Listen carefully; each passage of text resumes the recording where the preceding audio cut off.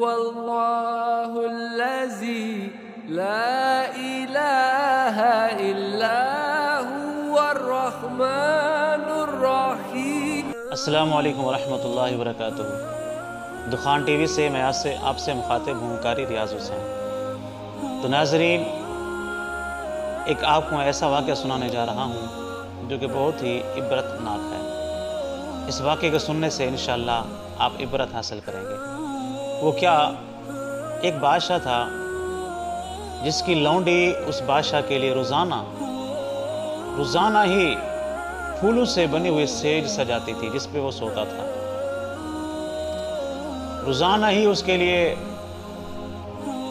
نئے نئے پھول لگائے جاتے جس پر وہ بادشاہ رات کو آرام کرتا تھا، پھولوں کی بنی سیج پر. تو وہ لونڈی جوانی سے شروع ہوئی، بڑھاپے کو پہنچ گئی اس بادشاہ کی سیج سجاتے سجاتے.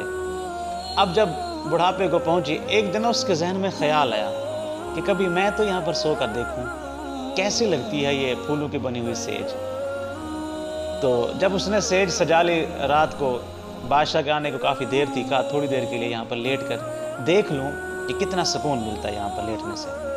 تو جیسے ہی وہ لونڈی وہاں پر لیٹی تو اس کو نیند آ گئی. جب نیند آ گئی تو بادشاہ کے آنے کا وقت بھی ہو گیا. بادشاہ جب کمرے میں آیا، دیکھا تو اس کی سیج پر وہ لونڈی سو رہی ہے. تو بادشاہ کو بڑا غصہ آیا کہ میری سیج پر ایک نکرانی لونڈی، اس کی کیا اوقات ہے کہ بادشاہ کی سیج پر سوئے. غصے میں آ کے اس نے ڈنڈا اٹھایا اور اس لونڈی پر برسانا شروع کر دیا.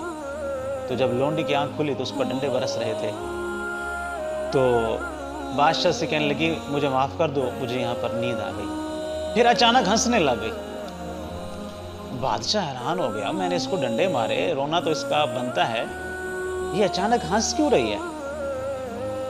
بادشاہ نے کہا تو ہنس کیوں رہی ہے، تجھے تو رونا چاہیے، تجھے میں نے ڈنڈوں سے مارا ہے. لونڈی کہنے لگی میں ہنس اس لیے رہی ہوں کہ اس پھولوں سے سجی سیج پر تھوڑی دیر کے لیے سوئی ہوں تو اتنا مار پڑی ہے، تو جو روزانہ سوتا ہے اس سے کتنا مار پڑے گی.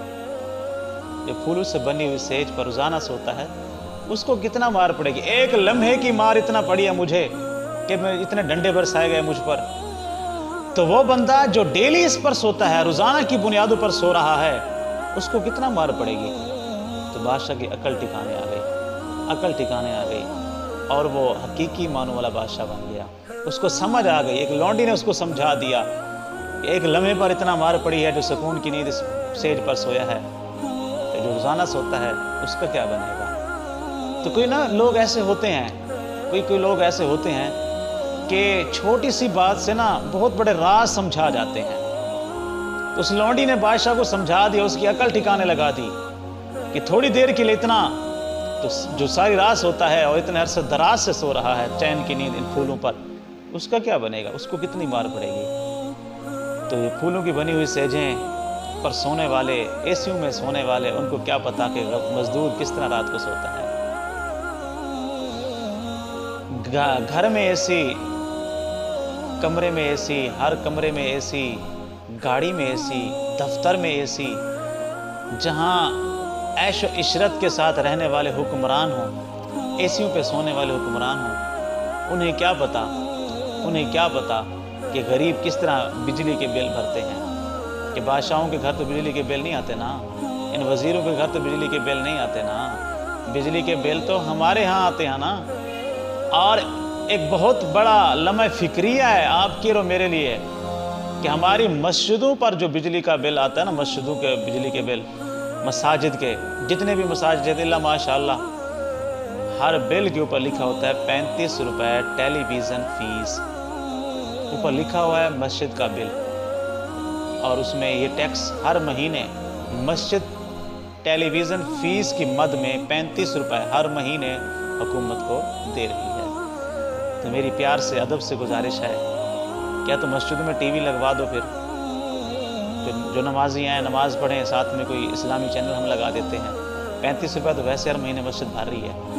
اگر نہیں لگوا کے دے سکتے تو پھر میری آپ سے یہی گزارش ہے کہ مسجدوں کے بلوں میں کم از کم ٹیلی ویژن فیس تو ختم کر دی جائے. ٹیلی ویژن فیس تو کم از کم ختم کر دی جائے کہ خدا را ایک وابڈہ ملازم کے گھر میں 200 یونٹ تک بجلی فری ہے اور خدا کے گھر میں بل بھی آ رہا ہے اور آ بھی 35 روپے ٹیلی ویژن فیس کے ساتھ ہیں. کوئی ٹیکس معاف نہیں ہے خدا کے گھر کو. سارے ٹیکس مساجد والے بھرتے ہیں، جو انکم ٹیکس فلاں ٹیکس یہ ٹیکس بھی بھرتے ہیں، اور 35 روپے ٹی وی کی مد میں ہر مسجد دے رہی ہے. تو کل خدا نہیں پوچھے گا، کل کو رب نہیں پوچھے گا، چھوڑ دے گا ایسے ہی جو تم کرتے رہو گے اور خدا کچھ نہ کہے. ایسا تھوڑی ہے نا. بادشاہ پوچھتا تو ضرور ہے نا نوکروں سے کہ کیا کچھ کر کے آئے ہو، کیا کچھ کرنا تھا. تو میری آپ سے یہی گزارش ہے کہ آپ ان پھولوں کی سجی سیجوں کو نہ دیکھیں، آگے کی زندگی کو دیکھیں، آگے کی سین بنائیے. جب آپ قبر میں جائیں تو قبر آپ کو ایسے استقبال کرے جیسے دلہے کا استقبال کیا جاتا ہے سسرال کے ہاں. جیسے دلہے والے دلہن کا استقبال کرتے ہیں ایک سجی ہوئی سیج کے ساتھ، تو قبر بھی آپ کا اس طرح استقبال کرے. اور جب آپ قبر میں پہنچے تو کہا جائے دیکھو حضور کا غلام آ گیا ہے. اور جب حشر میں جائیں تو حشر میں بھی اعلان کیا جائے دیکھو حضور کا غلام آ گیا ہے. اور جس دن حساب و کتاب ہوگا تب بھی کہا جائے معاف کر دیا گیا، حضور کے غلام کو معاف کر دیا گیا، اور جنت آپ کا مقام ہوگا. حضور کی غلامی میں آ جائیے، دین کے ساتھ مخلص ہو جائیے، دین کے ساتھ مخلص ہو جائیے. یہ دین مٹنے کے لیے نہیں آیا، یہ دین ہمیشہ کے لیے زندہ ہونے کے لیے آیا ہے. دین کو مٹانے والے تو مٹ گئے پر دین کبھی نہیں مٹنے والا. اسلام زندہ باد. لبیک لبیک لبیک یا رسول اللہ صلی اللہ علیہ وسلم.